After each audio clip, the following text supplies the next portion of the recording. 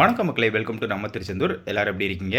ரொம்ப நாளைக்கு அப்புறம் நம்ம வாய்ஸ் ஓவர் கொடுக்குறோம்னு நினைக்கிறேன். மாசி திருவிழாவுக்கு இப்போ தான் நம்ம திருச்செந்தூர் முருகன் கோவிலில் கொடியேறின மாதிரி இருந்துச்சு. அதுக்குள்ள வந்து பார்த்தீங்கன்னா 10 நாட்கள் திருவிழா முடிஞ்சிட்டு மாசி திருவிழாவின் 10ஆம் திருநாளான இன்று தேரோட்டம் காலையில் ரொம்பவே சிறப்பாக நடந்துச்சு. அதோட வீடியோஸ் எல்லாம் பார்த்துருப்பீங்கன்னு நினைக்கிறேன். இந்த 10 நாட்கள் நடைபெற்ற திருவிழா வீடியோக்களை நம்ம வந்து தொடர்ந்து அப்டேட் பண்ணியிருக்கோம்.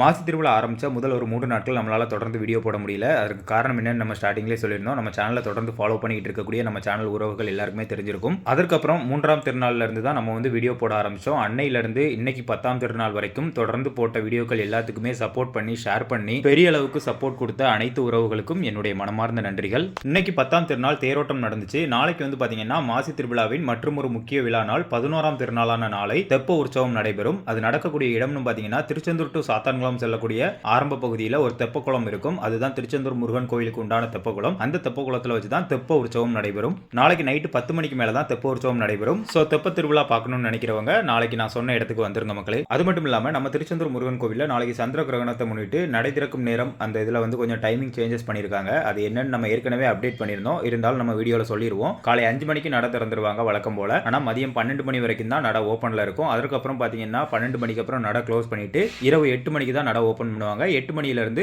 9:30 வரைக்கும் பக்தர்கள் தரிசனத்திற்கு அனுமதிக்கப்படுவார்கள் அப்படின்னு சொல்லி திருக்கோவில் நிர்வாகத்திலிருந்து அறிவிச்சிருக்காங்க. மாசி திருவிழா முடிஞ்சிட்டு அதனால இனிமே பக்தர்கள் கூட்டம் திருச்செந்தூர்ல குறைவாங்களான்னு கேட்டீங்கன்னா குறைய வாய்ப்பு இருக்கு. இன்னையிலிருந்து +2 எக்ஸாம் வேற ஆரம்பிச்சிட்டு அதனால இனிமே திருவிழா முடிஞ்சதுல இருந்து பக்தர்கள் கூட்டம் இந்த லீவ் விடுற வரைக்கும் நார்மலா தான் இருப்பாங்க மக்களே. தொடர்ந்து திருச்செந்தூர் முருகன் கோயில் பற்றிய தகவல்களுக்கு நம்ம திருச்செந்தூர் சேனலை சப்ஸ்கிரைப் பண்ணி வச்சுங்க. தினமும் தகவலுடன் என்றும் அன்புடன் நம்ம திருச்செந்தூரிலிருந்து நான் உங்கள் அகிலன்.